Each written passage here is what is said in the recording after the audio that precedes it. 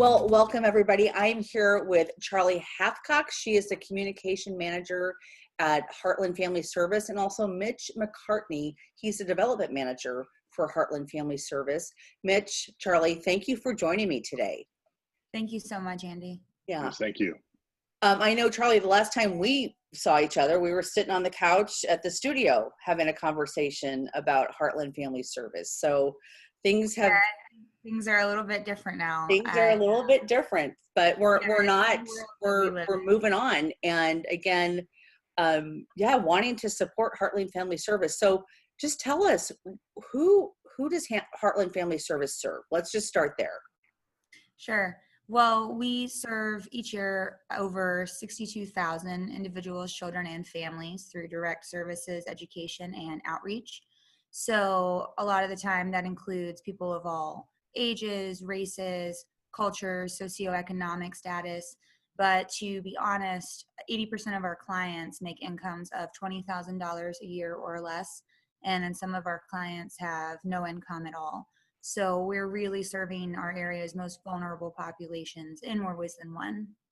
Absolutely. And I know we're going to get into a little bit more about, you got some events coming up, COVID-19, but I mean, I guess I'm just going to ask you, I mean, how are things going right now? I mean, with COVID-19, that's impacting everybody, and it has to be impacting the people you serve even more so.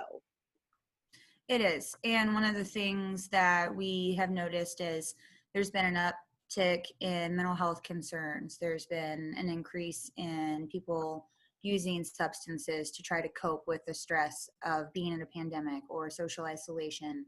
As far as the senior citizen community goes, they're feeling even more isolated than that population already can, because they can't see their children, their grandchildren. They're part of the vulnerable population.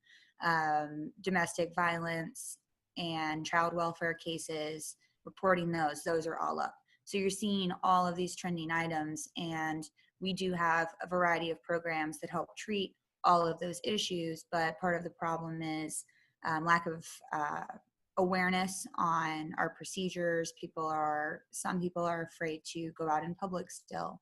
There's just such a wide impact of things that are impacting everything around us right now. Absolutely. And I mean, and for sure that social connection and that being around people, wow, that just hits home again every time I talk to a nonprofit, and especially Heartland Family Service, because you do impact, your services are for so many different people, from children, babies to seniors. So yeah, it really does impact. So let's talk a little bit. Let's get with Charlie. Okay, or Mitch. I'm sorry, with Mitch. Mitch, let's talk about the events, because the events that you hold actually do raise funds for the services that you provide. So let's go in and kind of talk about, there's two events coming up. One of them is the golf tournament, and it's happening. It is happening. I mean, that's the one thing is, even in a pandemic, as long as we observe some protocols, we can still golf, right? Yes. And so we're the 27th annual Safe Haven Golf Tournament is on. It's on for Friday, August 28th at Eagle Hills Golf Course in Papillion. We'll do registration starting at 7, tee off at 8. We still have room for some teams to register, so we'd love to have some teams come out. And as Charlie was mentioning, one of the unfortunate side effects of the pandemic is things like domestic violence and that are up. And so what the Safe Haven Golf Tournament always has done has been able to raise financial support for our domestic violence and sexual abuse programming, and also helps fund the concealed shelter in Sarpy County for survivors, women and men and children who are survivors of domestic violence who are seeking to escape. And so it's a critical time to support these programs, and that's what Safe Haven's there to do. Absolutely. So the golf tournament, what are some things that you had to do a little differently with COVID-19? Can you talk about that? Sure. We're working very closely with the golf course. They've been wonderful partners in this. Obviously, we're going to be asking people to bring masks, not because you'll necessarily need them on all of the time. It's going to be a hot day. It's August. But obviously there will be times when you'll be close to others and we need people to have masks that they can wear. If people don't have masks, we'll have masks for them. Sure.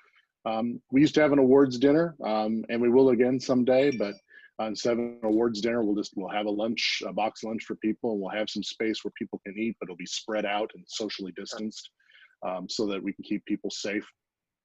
We'll be doing there's a lot of little details like that, even right down to, we'll bring you your water bottles rather than letting you pick them up on the course. It's a lot of little details that we'll do differently, but still make sure that it's a safe and fun day for everybody. Yeah. And the thing too is, I mean, the needs of your organization, they don't stop at this, during COVID-19 or, regardless of what's happening in our communities or in the world. And people do want to give back, and they do want to participate. So, kudos to you. Just for in a golf tournament is just the perfect way just to get people together in a very safe, social distancing way. And people want to get out there. I do want to talk about the Strike a Chord event, which is one of my favorite events that typically happens in June. You had to get creative with that event as well. So tell us about what's going on with the Strike a Chord event.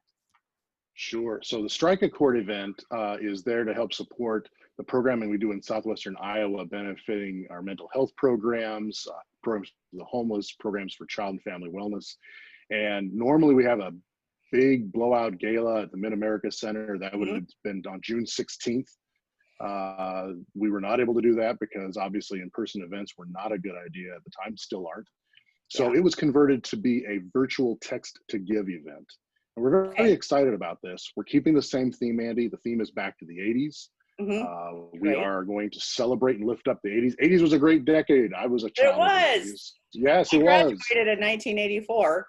So there you go, 86. So yeah. So we're going to be celebrating the music of the 80s and games from the 80s, movies from the 80s. We will have a text to give event that will run the entire month of September, but we're going to focus some activities the week of September 14th through the 18th. And Charlie and I are working closely together to make sure that we can do a lot of that online through social media, engage some people in some fun things, give them an opportunity to give. We're looking to raise about $32,000 in the month of September through this text to give event.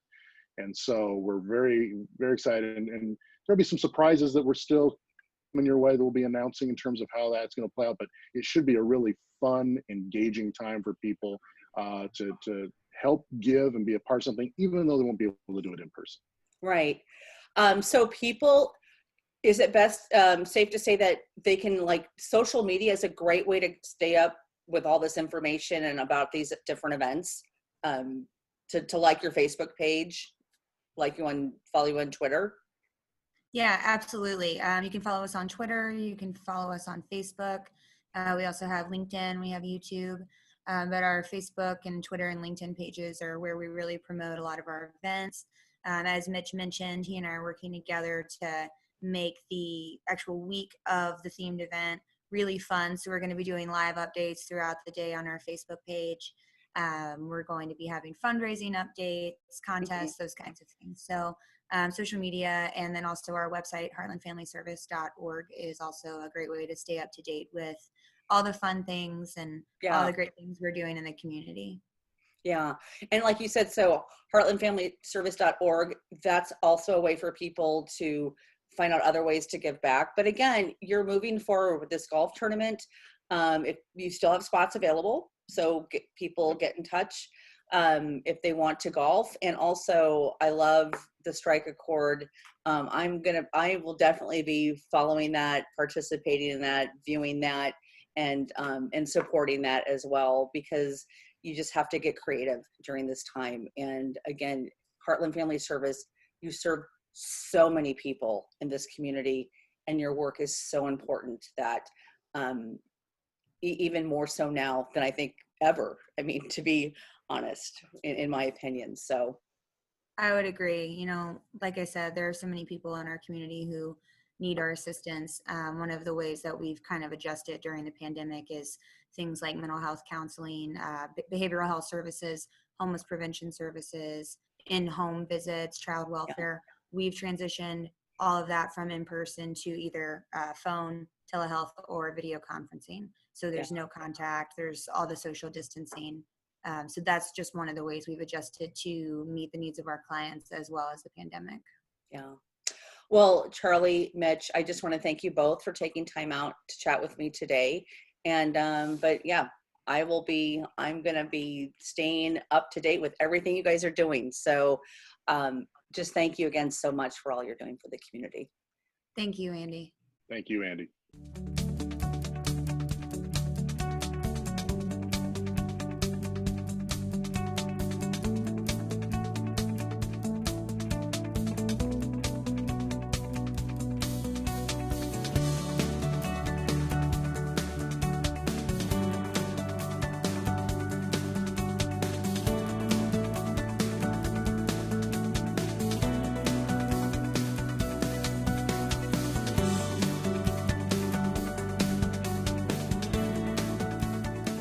Well, hello, everyone. I'm here with Jill Robb Ackerman. She is the president-elect for the Nebraska Lawyers Foundation. Jill, thank you so much for joining me today. Andrea, thank you for having me. I'm excited about this morning. Yeah. So as I've been talking to so many different organizations and nonprofit groups in the community, you have an event coming up. But before we get into the Barristers Ball, which is typically in April, you're doing it virtually. Tell me about the Nebraska Lawyers Foundation and kind of what you are, who you serve, how you contribute back to the community. Okay, the Nebraska Lawyers Foundation has two primary purposes. One is to improve the legal profession, and the second is to provide access to justice. One of our big programs that we have is called the Volunteer Lawyers Program. And this is pro bono, or what we call low bono. We have volunteer lawyers that last year alone assisted over 7,000 people that would not have legal representation otherwise. You've heard of Legal Aid Society. You understand that the universities have legal clinics, but there's still a large underserved population. So that's one of our big ones. Another one is called the Nebraska Lawyers Assistance Program. And this is because, regretfully, we're in a rather stressful profession. There is, I think nationally, they said about 20% of attorneys have problems with alcohol-related issues or mental health issues. So this provides a confidential service to them to get assistance, which in turn helps their clients. And then a third program we have, which is kind of exciting, that serves anyone that's tangentially even related to the legal profession, is called the SOLACE program. And that is where we reach out if we have someone who has a severe medical need or an issue where perhaps we've helped people fly people in because they needed medical issues addressed at the university system. We've helped people that just needs a little reassurance because of very serious things that have happened in their lives. Yeah, because you do a lot. And I really knew about the first one, the second two, not so much. So gosh, such important work. And that's one of the things as we are looking at the Barristers Ball that is now virtual coming up in a week or a little less than 2 weeks. August 8th already. Yeah, I know. Can you believe it? No. I know. Let's talk about that and kind of how obviously it's transitioned to a virtual event. But what is the Barristers Ball? Because this is an annual event for your organization. Ball is an annual event. We usually have about 500 people at the event. It's a combination of silent auction, live auction, and donations. And these it's our primary fundraiser for programs that we talked about. So we have a lot of people that have supported this throughout the community. We have a lot of people that have donated trips, donated items that we can auction off. That's really what our purpose of our Barristers Ball is. It's the one time that we usually get all dressed up, we get together, we have a great dinner, we have some food together, have fun. This year we are going to get together at 8 o'clock virtually on August 8th. Yeah, and I will say, I've been to this event many times. I mean, I think the last couple of years it's been at Embassy Suites La Vista, and before it was down at the Hilton. But yeah, it's really that kind of grand, that grand event where people get together, they dress up, and you've got your silent auction and oral auction, have great food. But like you said, this year, August 8th, we're going virtual. So what does that mean? How can people participate? What you need to do is you register your phone with Contigo, and I believe that I'll give you the actual registration. It's https://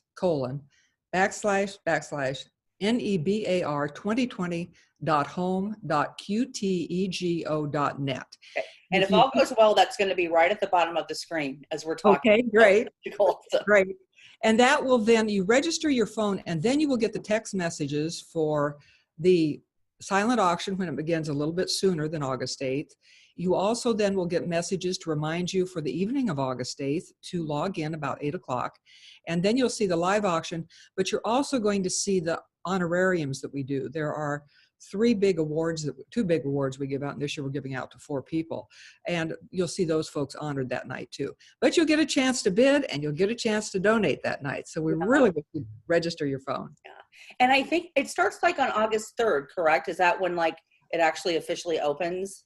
That's correct. And Okay. if you register your phone early, you can actually see the items that are already up and available to bid on. Okay. So let's say we can't get on and we're on vacation or we're doing whatever during the actual event. How can people support the Volunteer Lawyers Project and then the other Nebraska Lawyers Foundation programs? Well, the Volunteer Lawyers Project, we're always looking for individuals to volunteer. This could be at a help desk at one of the courthouses. This could be taking phone calls, assistance on phone, or in-person types of help. You also could help through the SOLAS program. Those emails go out to all Nebraska lawyers, and it also goes out to some of the related organizations. Take a little time and assist with that also. And do you have to be a lawyer? Do you have to be in the law profession, or just having a willing to contribute? Willing to contribute. Okay. Okay. And then again, the Nebraska Lawyers Foundation programs, people, I mean, obviously financially, I mean, I think most nonprofits are looking at, yes, we would like financial funds, but there's other ways to give back as well, like you just said. So. Correct.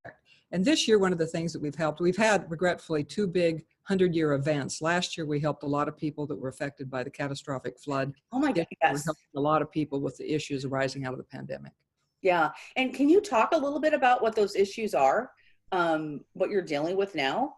With some of these issues now, it can be things of such as assistance with working out financial issues. Directing them to correct sources on that. That's some of the issues we've had. Issues with how our lawyers deal with working virtually now. We provide much guidance to many lawyers on how to get up and be operating. And we want you to know that the lawyers in Nebraska are working and they're operating now, even in the pandemic. Yes. I know many of them, and I know they're working hard because, I mean, life doesn't stop. I mean, legal issues don't stop, or needing just whatever that, I mean, a lawyer that you would need a lawyer for. My dad just passed away, and we just got done closing his estate. So, I mean, there's just all these things that don't, they don't take a break. You have to move on with that. So. Correct. The legal needs did not stop with this pandemic. Yeah. And so many other things. So, well, Jill, I want to thank you so much for coming on. And outside of the website, is there a Nebraska Lawyers Foundation website that people can visit? If you go on the Nebraska Bar Association website, you can be connected then to the Nebraska Bar Foundation website. Okay. Well, I just want to thank you so much for coming on, and I encourage everybody to, register your phone number, support this organization. Starts August 3rd. The actual kind of live event, so to speak, is on the 8th of August, and we hope you raise lots of money and continue your good work. So thank you so much. Thank you so much, Andrea.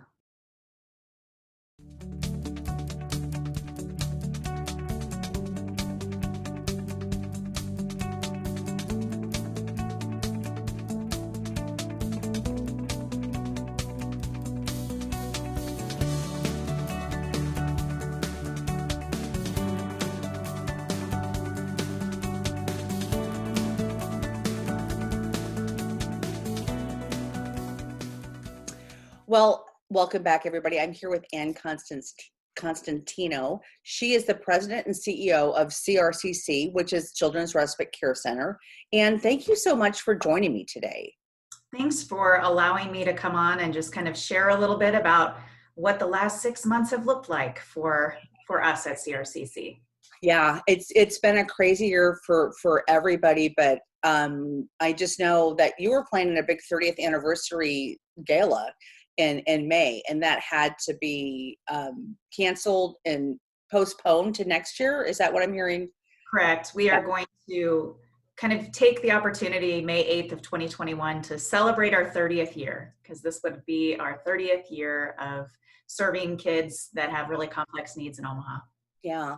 Well, tell us about CRCC. Who do you serve and what do you do? Let's just start there. Sure.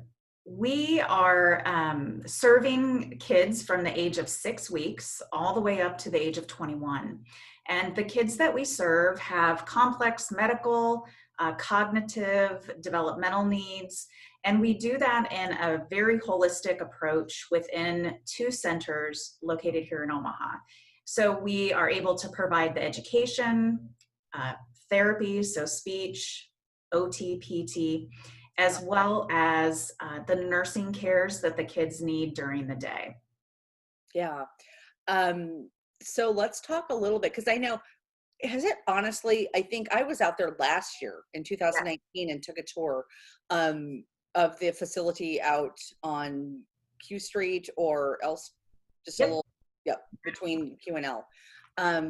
You do so much and I just was able to see the kids and the care that you give them. And, obviously that's pre-COVID-19. How has COVID-19 impacted your organization?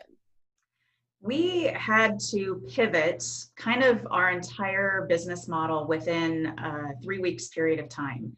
So back in March, we closed the doors to our centers for the safety and health of our kids that we serve, but they still needed to have that support and that care. So in working with the state, we were able to kind of expand our respite license and send folks into the child's homes to be able to provide that care. So our nurses, our teachers, paras, we all kind of went into the homes of the families that felt comfortable with us outside from their family coming into the home.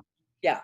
And we were able to serve about 50 families through that model from about March until the 1st of May. Okay. So then kind of what happened after the 1st of May? So one of the things that happened during the time we were in the home is we recognized the importance of not only providing the care for the children, but also we wanted to make sure that they weren't sliding backwards in their progress in learning and therapy and all of those things. So we moved all of our therapies to telehealth, and our PT, OT, and speech was able to be continued through the Zoom platform. Okay. And we were able to really continue that, not only the nursing cares and the physical needs, but also the therapies. Yeah. We also recognized the learning and how we really wanted to continue the learning. So we actually created an entirely new program called Learning Together at Home. Wow. And our director of education developed some curriculum for children really from 0 to 8, but all of the curriculum can be differentiated because we have children that might be a little bit older, but developmentally they're still maybe in that working on 6-year-old kind of developmental skills. So it's a book full of activities that can be done at home, and our teachers and our paras were able to continue that learning and development during the time that they were in the home. Yes. Yeah. I mean, I think it's so amazing how organizations, I mean, like you have to pivot like really quickly, and things don't stop. Children's needs, they don't stop. So how you're able to do that. And so let's just talk briefly a little bit about your immediate and future needs and how the community, I mean, really how the community can help you. Thanks for asking that question. You know, we have pivoted and continued to provide that care, but there are some significant needs that we still have. One of the ways is our Learning Together at Home program was so popular with our current families that they started sharing with their friends. And so we opened it up to the general public that anyone can purchase the Learning Together at Home curriculum. They can do that in their own home, and even on a Saturday rainy afternoon when you need something to do with the kids. So if people, if people could go to our website, you can purchase the curriculum for $30. And we did a spring curriculum, and then we also have a new summer curriculum that has more outside activities and things like that that are happening. We will also do a fall curriculum, and we'll also do a winter curriculum. So that is a great way to help support CRCC right now. The funds that we are able to bring in through that program help to provide PPE for us. We were able to reopen our centers. Both of our centers are up and running as of June 1st. And so we have safety measures, really significant safety measures in place. We're limiting the number of kids in our classroom as well as everyone's masked. But we also are opening up, as you know, we started a Learning Together preschool in September of last year, and we are opening up care for any child in the community from birth to 5 to be part of our inclusive environment that really provides holistic care for all children. So that would be another thing. You know, we have some openings available. So if families are looking for care for their infant to 5, either through a preschool, really high quality education and care in our preschool, or really just need some really high quality childcare in an inclusive environment, we have space available. So those are 2 ways that the community can really help right now. Well, Anne, I just want to thank you so much for coming on and chatting with us. You do such important work, and we'll just keep finding you on social media and just continue to have these conversations. So thank you so much. Thanks for letting me come on and visit. It's great to see you. Yeah, you're welcome. Have a great day. You too. Thank you.